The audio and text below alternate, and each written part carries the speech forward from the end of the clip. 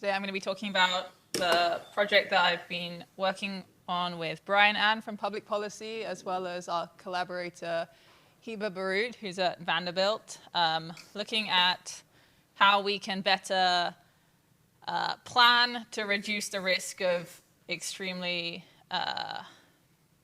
of power outages which have especially bad health consequences. So how this started was that I come from a background of power systems planning and operation, very much from the engineering side, and Brian's background is very much the human impact, trying to understand the value that energy adds.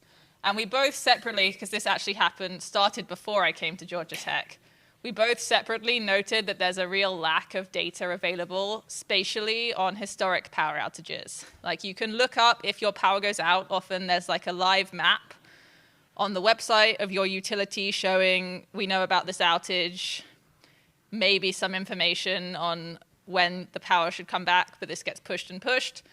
But there isn't very much historic information available. So what we both separately started doing 2 years ago is scraping this data. And over the last 2 years, we've been quietly collecting zip code level outage data at sort of 5 to 15 minute resolution. Now we have a decent amount of data. So this is a visualization for the state of Georgia. This is annual duration of power outage in terms of the number of minutes over the whole year that the average consumer in that area is without power. You see it varies really significantly. And there's a whole lot of physical reasons this could be. For example, the type of building, the type of power lines. Apartment blocks tend to be newer, tend to be easier to manage vegetation. Number one cause of power outage in the state of Georgia is actually squirrels. Fun fact.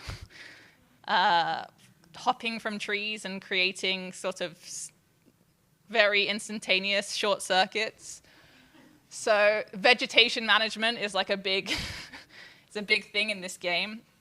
But there also can be sort of historic bad planning and discrimination by utilities. So the goal of this project is to look at how we can tie together some sort of optimization framework, looking at how utilities can work out areas which do need better maintenance, maybe upgrades, maybe just someone needs to go and cut all the trees near the power lines. And the way we're going to do that is with a mix of analysis of the data that we have. So we've collected sort of 1 year to 2 year, depending on the state. We haven't done much analysis other than these kind of simple maps. But we want to look at how much of this variation can be explained by climate and building type, as opposed to kind of other more concerning factors.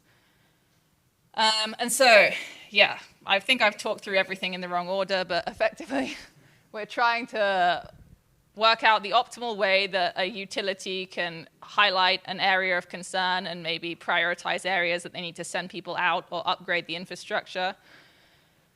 Some things that we would really like is best. We have 1 or 2 industrial partners at the moment, but we don't have a big utility. We only have we have a relationship with Cobb Energy, which is a very small one. But we would really like Georgia Power. So if anyone knows anyone in the right department of Georgia Power, that would be very helpful. The other thing is that we're about to start translating granular weather data into zip code level data to match our outage data, which is at the zip code level.